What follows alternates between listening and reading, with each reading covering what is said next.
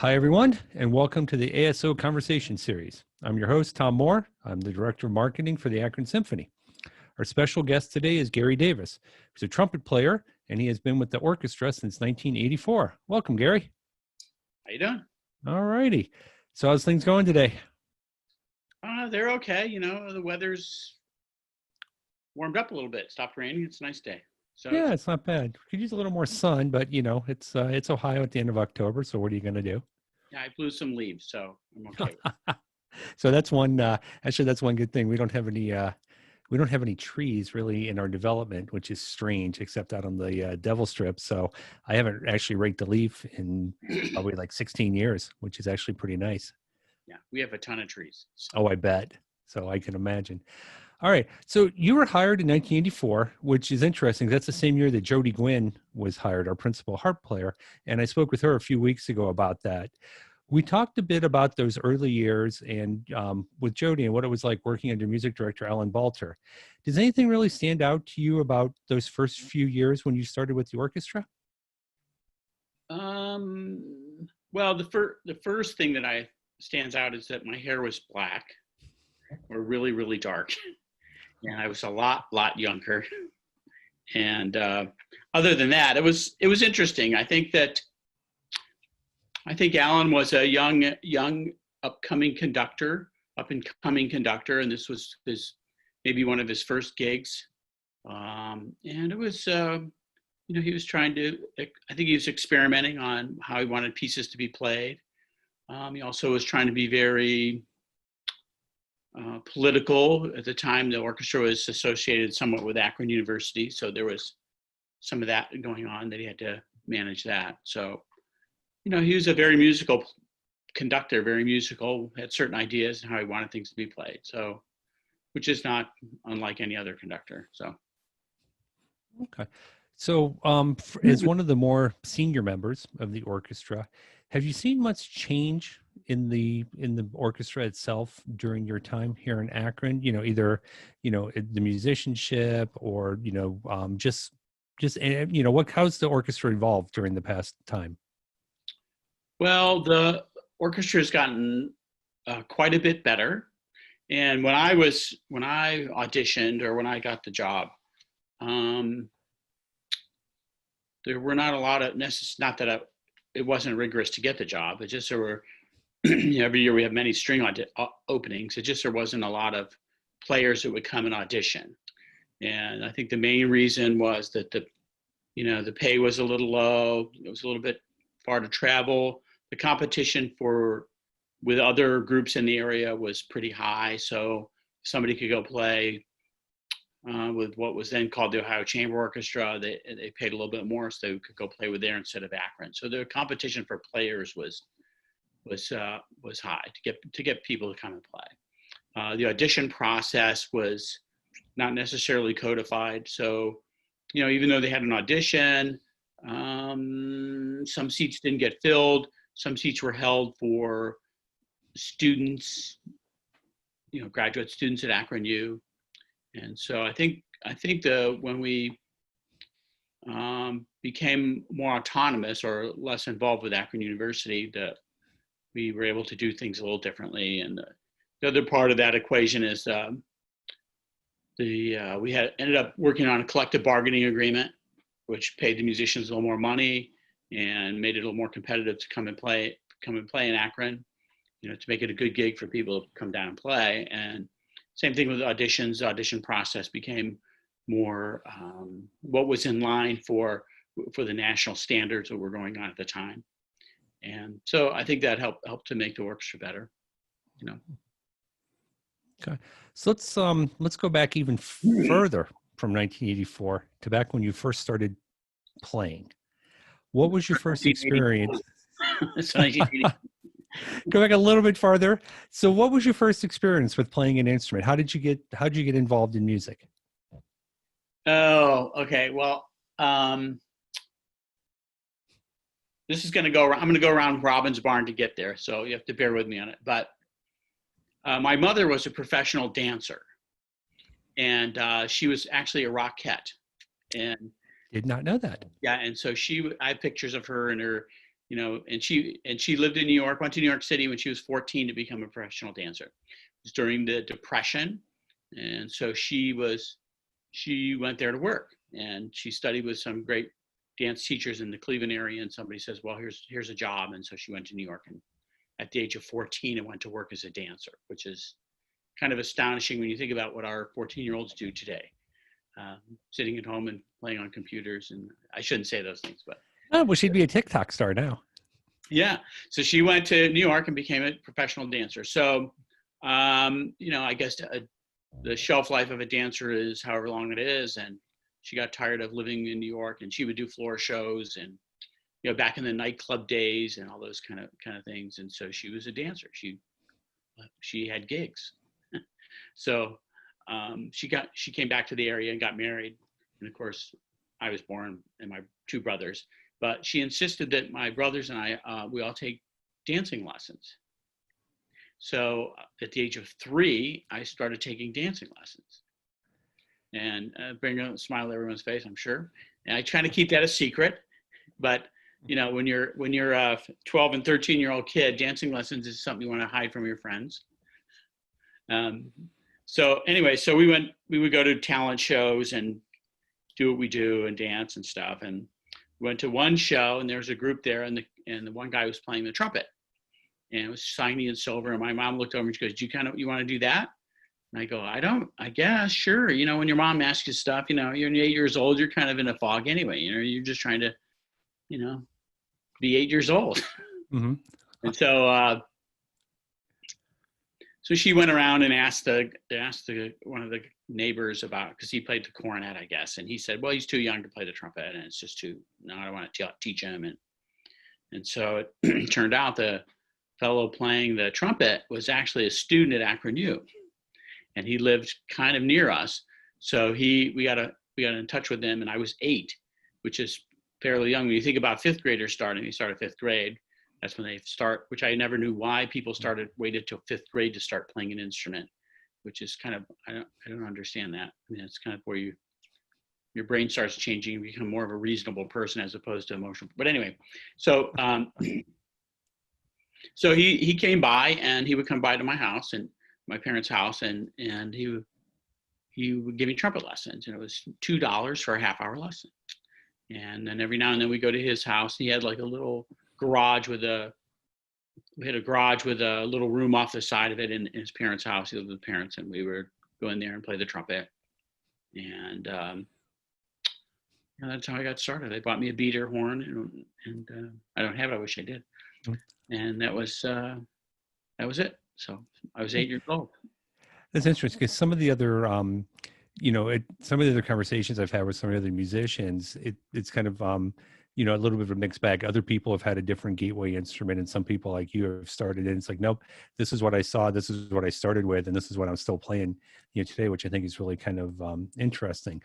So since the trumpet has always been your instrument, what is it that you like about playing the trumpet? Well, I like the way it sounds, and there's something that's physical about playing the trumpet that feels very physical. It's physical. You have it on your face, you're moving air. There's a athleticism about it that I like. And it's sometimes a little awkward when you play a wind instrument and stand up there and you're playing and you have something stuck on your face, as opposed to a violinist or a pianist. They can make all these facial expressions, and they're just, oh, isn't that great? Look at that. A trumpet, you're just, you have to keep the air going on and keep your embouchure set. So it's a little different. So your only option for expression is kind of move your eyes around a little bit and try to hide letting the water out of your trumpet. I know that's always kind of interesting when, when I'm sitting in the audience during a concert, and every once in a while you kind of see somebody back in the horn section, jumping there. And it's just like, oh, it's like, but it's just part of, it's a little bit of seeing how the sausage is made, I guess. Well, it's funny because people think it's spit, and it's not. It's actually condensation. So if the trumpet or any wind instrument, even clarinet, any of them, are cool, especially brass instruments, when you move hot air in there, the air condenses. It forms droplets, and then it obviously travels to the lowest part of the instrument, and you let it out. It's really not spit; it's more condensation. Okay, so the spit Really, valve is a bit of a misnomer. sure, so it's a water key, I guess. Okay.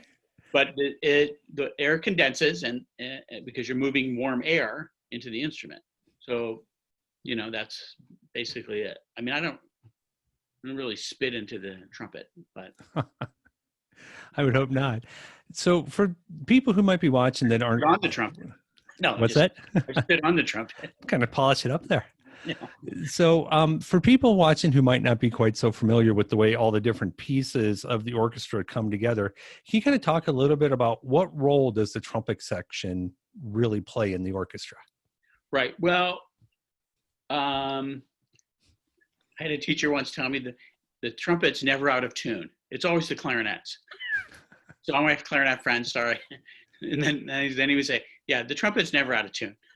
And then the other thing you say, anything above mezzo forte, the trumpet player is leading the orchestra. No, we're going to get some comments on that. Yeah, I know. But that kind of goes more to the mentality of a trumpet player. When you think about being a trumpet player or any brass instrument, first of all, when we play in an orchestra, we're one on a part, unlike a band where maybe there's 3 or 4 on a part. But you're one on a part.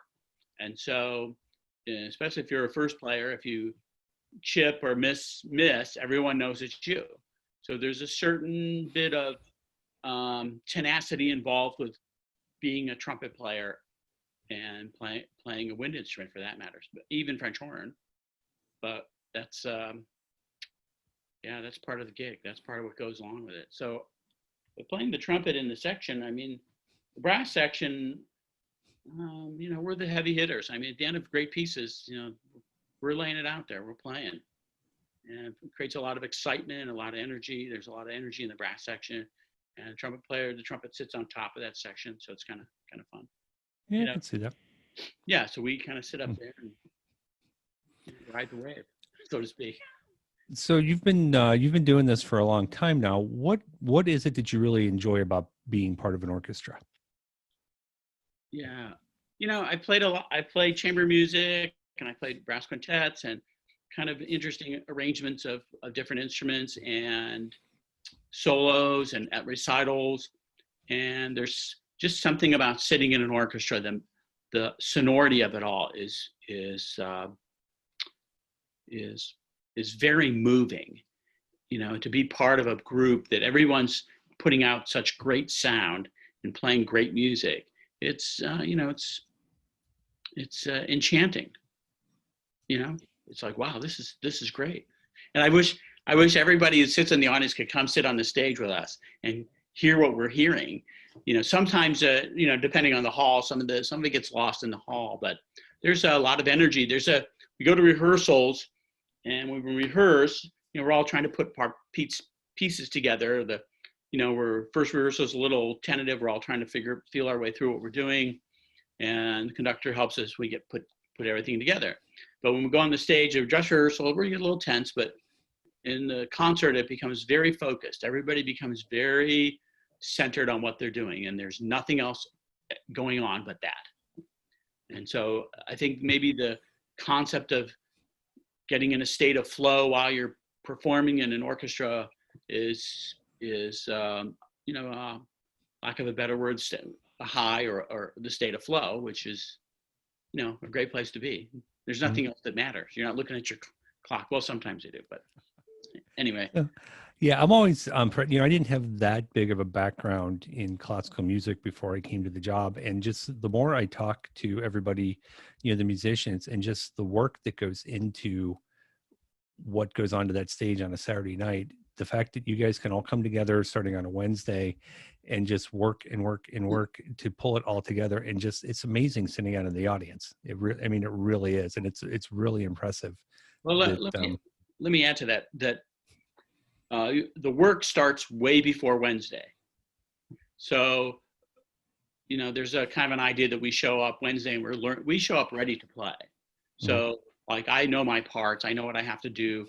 I dotted all the I's and crossed all the T's, so to speak, and checked everything out. So listen to some recordings, And so when we show up on Wednesday to rehearse, I would say for the most part, we all know what we are doing. So really, it's just kind of an interpretive and finding the balance of the orchestra, which is the conductor's job. Because we sitting in the brass section and in the hall, we don't really know what it sounds like up front. So his job is to fix balances and some little intonation things. And you hear the horn player playing something that you're playing, and you're not quite in tune, so you make adjustments, some rhythmic things, some interpretive things, and that's the bulk of it in rehearsal. That's what we do in rehearsal. We don't, there's no necessarily learning your parts in rehearsal. I think that, some people may have, or are listening, maybe played in their bands or orchestras in school, and they had, weeks and weeks of rehearsals for a concert, and you kind of learned your part there. We don't do that. We can play our instruments, and we show up ready to play, ready to work, ready to play. So circling back a little bit to when you first started, you said you went to the performance, you saw somebody playing the trumpet. So do you think he was playing Tequila, by the way? Okay. Yeah, and I go, I like that. It's a good song. So do you think the musician chooses the instrument, or do you think somehow the instrument chooses the musician? I don't think it's an either or. I think people just, for me, I just started playing the trumpet. I mean, I didn't really think that I chose the trumpet. It was just something, oh, you're going to play the trumpet. My mom said, here you go, here's the trumpet we bought you. And, it was, quite a bit of money, I guess, for $60 back in 1960, whatever that was, 64. So, yeah, and so that's what you played. And then I started with private lessons. So there was a certain obligation that you're taking private lessons, you need to practice. And there was no kind of like, oh, Mom, I don't want to. It was just like, okay, I have to do it. And so I think that's just how I started. And, other people, they wait till the wind players, like I say, I don't understand why they wait so long, but, they're 12 years old in the fifth grade band, and they pick an instrument. In my era, when you went to fifth grade band, they were giving some kind of this aptitude test, and then facial structure, and maybe the band director had some training in that, and you would say, well, you'd be good on the trumpet, or you'd be good on the flute, you'd be good. And today they just kind of, try this, and kids play it, and it doesn't work out. Sometimes they quit, sometimes they switch instruments. But I don't. I don't really. I mean, I didn't really necessarily choose it. I don't remember saying I want to do that. It was just I was doing it. Yeah, I just wondered, like, if it had been a different song, or if it had been some, would that have steered you in a different direction, with a different, into a different instrument. But that's always a question I always find interesting when I'm talking to the musicians. Yeah, I don't know. I wish I had the answer for that. I just feel that it's, I don't know that it chooses you or you choose it. I think for me, it was just, here it is, I'm doing it. And I think that's what makes it fun too, because everybody's experience is a little bit different. So last kind of, I think kind of the last one on the actual trumpet, is there anything unique about your particular trumpet? Any interesting backstory or anything like that? I had this trumpet built for me about 2 years ago. I kind of went away from the big manufacturers, the known manufacturers who make trumpets or brass instruments, and I went away from them. I would play and I just couldn't do certain things I wanted to do, or this was too difficult. Like, can I find an easier way? So through the process of looking, I ended up going to more boutique makers, the guy who's tinkering and trying to get into business, and I ended up with this trumpet, which is right here. So it's unplated, by the way. It's still shiny, but I polish it up. Okay, so you notice it has the usual 3 valves, and this is my mouthpiece. But by the way, we play C trumpets in the orchestra. Everybody, in the band concerts, you play B flat trumpets. We play C trumpets. So rarely do I play a B flat trumpet. Some quintet things and some orchestra things, but mostly it's this one. and which means that everything, I wouldn't say everything, 98% of the things we have to play are we have to transpose them. In other words, we see a note and then have to play a different note. So if it's a B flat part, instead of playing on a B flat trumpet, we play on a C and then transpose it, which is kind of weird, but that's how we do it. But anyway, my trumpet was built by a fellow named Fred Powell, who was in Elkhart, Indiana, which is kind of a center of where the manufacturing is for brass players. And he was a trumpet player, and he actually worked as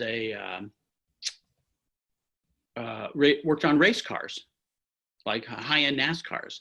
So he took that kind of precise knowledge to building a trumpet. And so you would go to him and he builds it, and then so he builds like the prototype, what you like, and then you play it and you go, yeah, I needed to do this. And then he takes it and bangs on it with this or twists this, and you play it. Yeah, that's pretty good. What about this? And so it's not mass produced where they're trying to get out 20 or 30 a day. And if they come out great or not, and then it doesn't matter. So he built it the way I wanted it, and the sound I was looking for. And this isn't the first boutique instrument I've had. So it plays great. It's really, it's got good intonation, a good sound. And then I went to Carl Hammond outside of Chicago, and this is his mouthpiece. I've been playing Carl Hammond mouthpiece for about a year now. And I had bought 4 of them. And this one I went to his studio. He has a mouthpiece studio. Went in and took this trumpet, and we kind of matched them up. So he tinkered with my mouthpiece so it fits how it feels and how it sounds. And I have a couple other mouthpieces that are similar that I use for other things. But that's kind of, if I were to go to the Akron Symphony tonight to go to work, and I'd be heading out, we were playing Beethoven 9 or Beethoven 5, or I don't know, something Shostakovich 5. I would take this trumpet with this mouthpiece. That's interesting. I never, I guess I never really thought about, somebody having a custom made, like that. That's really interesting. Well, the funny thing is when I went to him, through a mutual friend, he says, well, he was actually building French horns. They kind of have a company where he built Fred Powell builds trumpets, and this other friend of mine builds French horns. They have a company and they go to shows and stuff.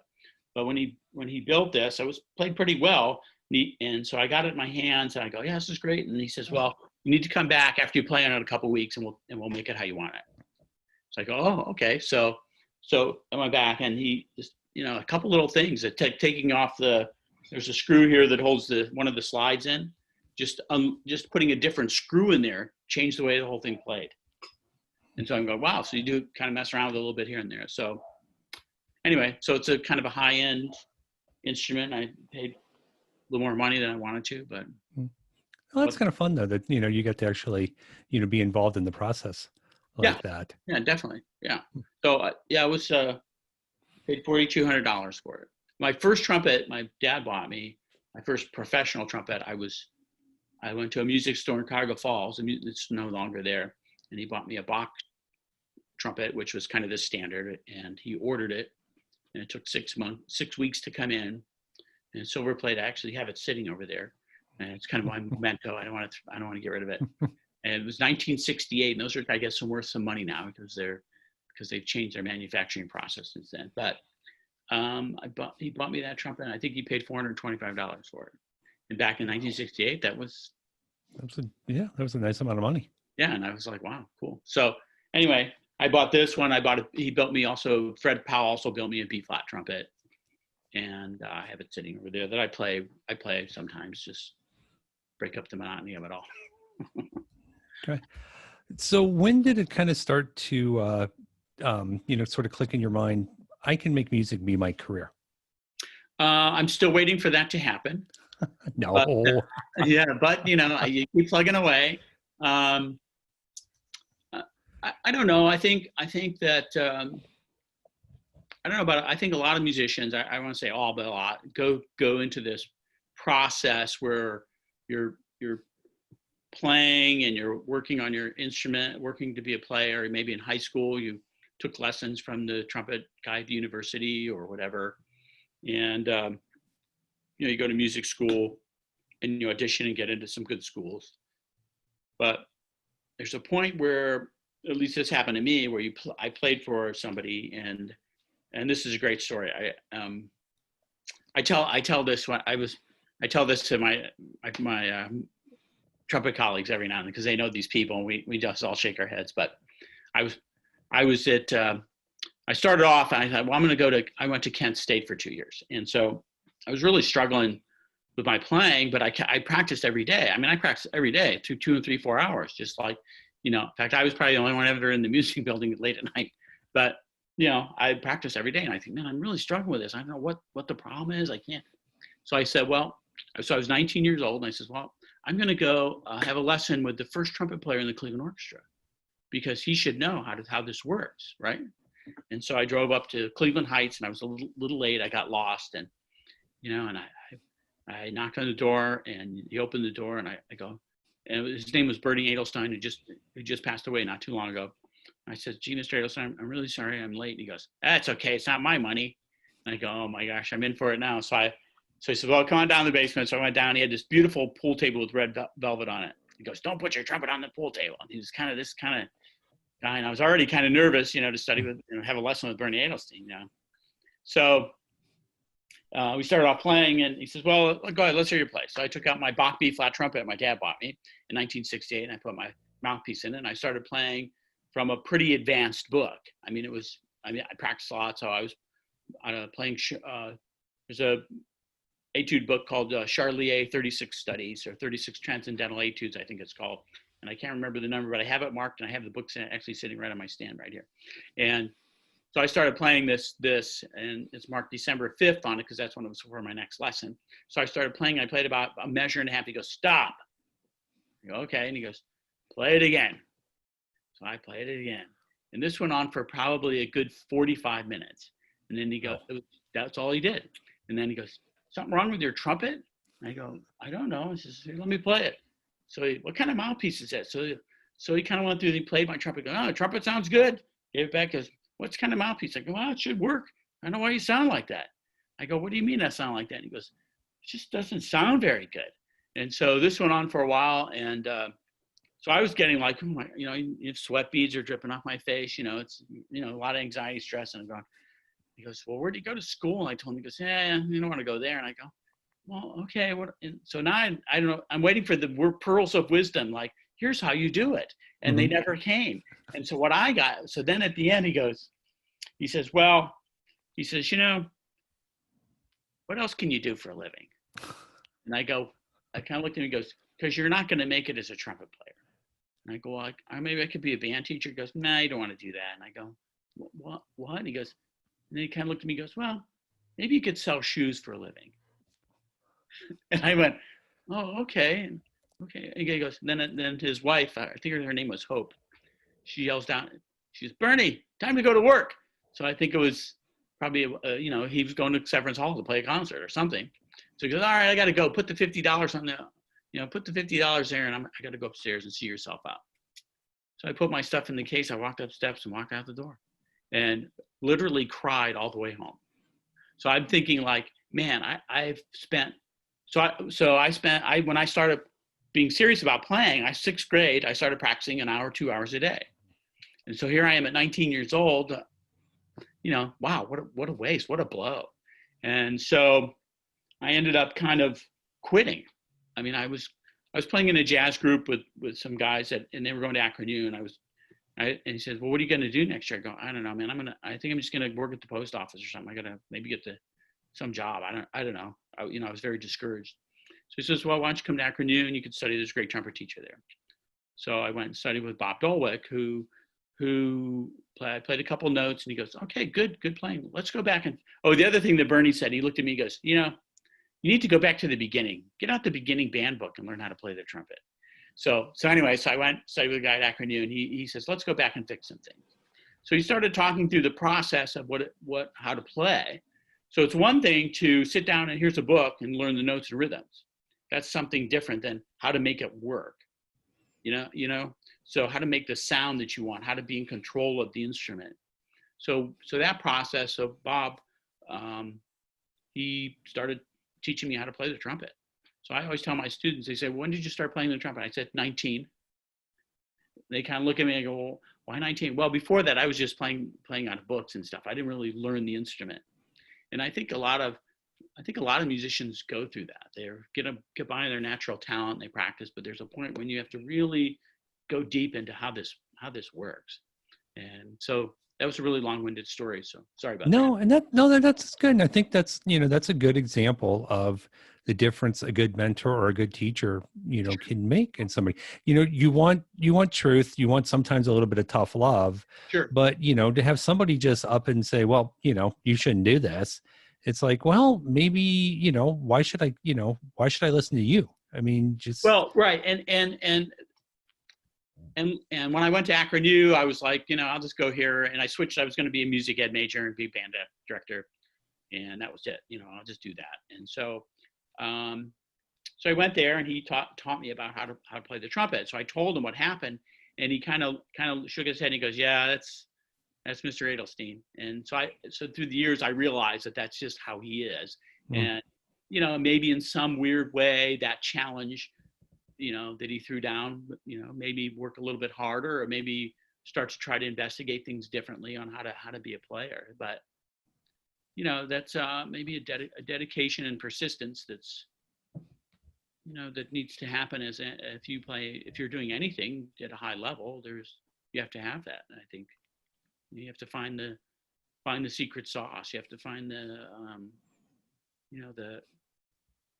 intense personal development and be able to do those things. And I think maybe that's the separator. When people go on to play in the Akron Symphony or any orchestra for that matter, that's the separator. These are the people who made that, who are involved in intense personal development and are persistent at it. And really, really make that commitment to, I'm going to figure this out, and I'm really going to be, better at it. Sure. I think that's true of anything at a high level, but that's just, that's just my thoughts. But. No, I can see that. So do you have a favorite composer or favorite composers that it's like when you see, okay, this concert's coming up, I get to play on this. This is like, yes, this is what I want. Well, yeah, I like playing Pops concerts because there's generally a variety of music, and there's just some great show tunes and great trumpet parts in them that are fun to play. I think two of my favorite composers would be Mahler, because he writes great trumpet parts, and I like John Williams. I mean, he's a great American composer. I mean, we kind of think of him as writing Star Wars, which he did, obviously, and movie music. But some of the other things are just great. I mean, they're just great playing and great to play them. Great trumpet parts. So, I enjoy those two composers. I enjoy playing their music. That's what gets me excited. Is we're doing Mahler 6. Great, I can't wait. We're doing, we're playing a concert of John Williams music. Oh, that's great. I can't wait to do it. Every brass player goes, oh, we're playing John Williams. Because if you listen to movie music, there's some great brass playing in there. Oh, I bet, yes, there is. So are there any performances through the years from the ASO that really stand out to you? Anything like real memorable, or just like, wow, this was really great? I think one of the best concerts we played was Mahler 2, and then we went to Severance Hall and played it. And so to hear the difference of the Akron Symphony and Severance, which is a great space to play, and an EJ was kind of interesting, because I always wonder what an orchestra sounds like. Because EJ is not necessarily a vibrant space; it's a little dead. But yeah, I think that was playing Mahler 2 was great, and Severance Hall was just great. I wish we could go. I wish that it would be great if the Akron Symphony could do more runouts other places, but that takes funding. Right. So you kind of touched a little bit on this earlier, but outside of, the actual rehearsal period, how do you prepare for a performance? Is there anything special you do? Is there a go-to meal, or, I have to have, a nap, or I have to, do a certain ritual, so just, obviously, just what do you do to prepare for a performance? Well, I don't know that I do anything special. A performance, like the performance day, we generally have a dress rehearsal. So I like to get to work early. I don't like to feel like I'm rushing in And so I'm generally at the hall 45 minutes early, warm up, kind of get settled into what I'm doing, and we have a rehearsal, and then we come back. But I don't really necessarily do anything to get psyched up. I generally kind of go home and have dinner and then drive back, because I don't live that far from the hall, 20 minutes. I drive back and put my tux on and get warmed up and get ready to play. So I don't really, there are some big things where I'm playing that, I kind of get by myself sometimes, and I don't want to be around. I don't really necessarily want to be around a bunch of people. I just kind of go by myself and warm up. And sometimes I'll go down into rehearsal rooms downstairs and, warm up and practice a couple licks. And just to get things, just get a good concept of sound, how I want things to sound, and freedom of the air, freedom of thought. Try not to get too far ahead of myself. This lick's coming up in 3 hours, so I better not mess it up. Stuff like. So I try to stay in the moment, which is something I always work on. Just it's just how it is. I kind of, my mind, I start listening. I go, wow, Megan sounds great tonight. Oh, I messed my entrance. Stuff like that. So I got to be, wow, Megan sounds great, but I got to be right here. Right. So I'll tell her later. But things like that go on in my head. It's the mental game is always that's always kind of the one for me. But physically, it's not too bad. But I, as far as preparing, I'm always really close to being ready to play something. It's not like I'm like during this mess we're in now. I haven't played for 7 months. I practice every day and just go through stuff that I need to, stay ready. So. Okay. So what outside, you've talked a little bit how you'll listen to a recording, when you're going to know you're going to be playing a concert. But outside of orchestral music, what's on your playlist? What are we listening to?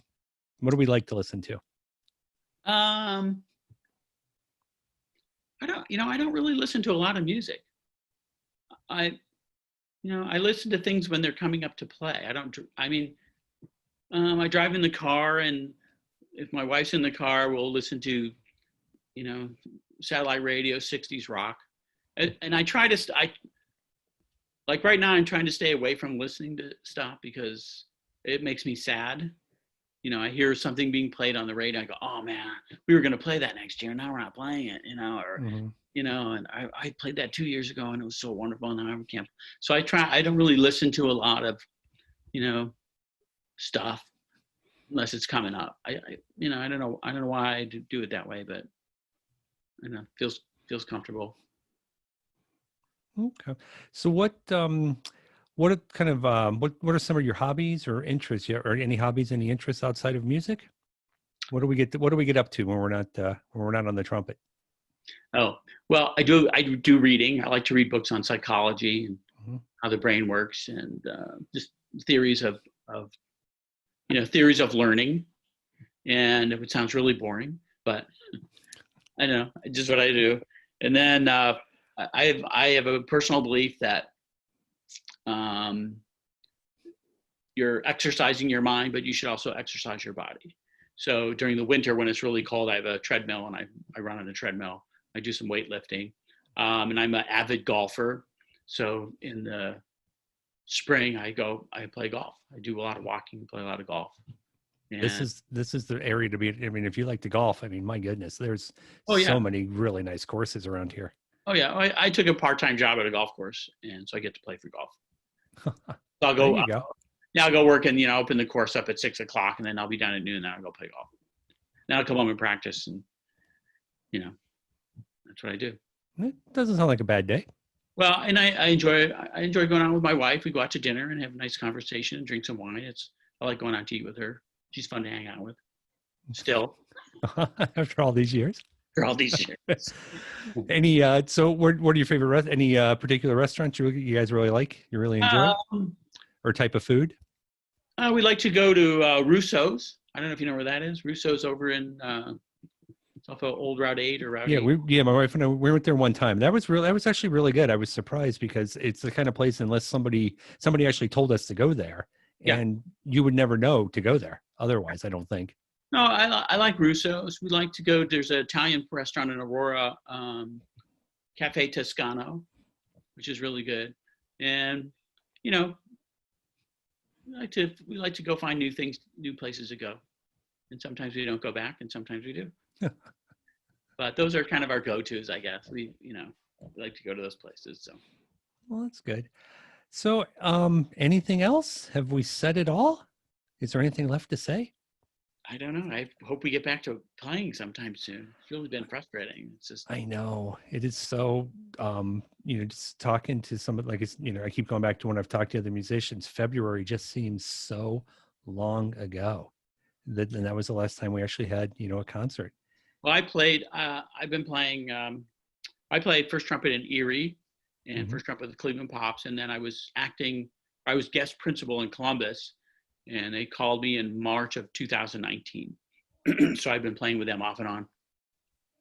But I played with the Columbus Symphony on March 6th, and we did Bruckner 7, which is a great piece. And we should do Bruckner in Akron, by the way. Chris, if you're listening, Bruckner in Akron.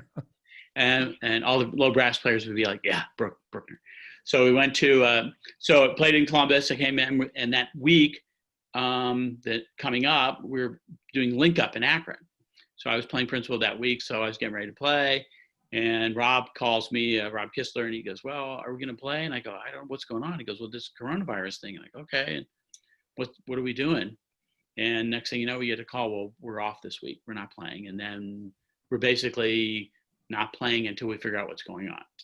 And so we may come back, and originally it was a 15-day, lockdown, and then went to 30-day extra, another 30 days. So we were all thinking, well, 15 days, we'll be back in the middle of April and playing. Well, maybe beginning of May, and then here we are. So my last gig was May 6th. But I did an outdoor thing in Erie and an outdoor thing in Cleveland for streaming concerts, which are kind of fun to do, but they're not the same. It's not the same to sit in a hall with an audience. There's a great atmosphere of great anticipation what's going to happen. I mean, I think that's the charm and allure of playing an orchestra and being an audience member, to go hear it. Great stuff. So yeah, I mean, there's no substitute for live music. No matter what kind of music you like, just being able to see it live is so much different than listening to it, through a headphone or through a speaker or anything like that. There's just, that energy and just that, like you said, the buzz and the excitement is really, is really special. And I know we're all looking forward to the day that we can get back to that. Well, the hall is part of the concert. So the orchestra plays in a hall, and that's kind of becomes their sound, if you will, and the audience is a big part of the concert. When we go rehearse, it's all great and fun and everything. We play and it sounds good, but when the audience get there, it becomes something different. So they're part of the concert. They're part of it. They're part of everything. And it'd be great to have an audience. It'd be great to play in a hall and have an audience. So, well, we will again someday soon. I hope so. Someday. Yeah, that's for sure. Tomorrow. So I might be a little busy tomorrow, but yeah, okay. But you guys probably are not, so you might be able to pull it together. We can swing it. Okay. All right. Well, I think we have said it all, my friend. All right, we're good. All right. So that is all we have for today. Great job, and thank you so much for your time, Gary.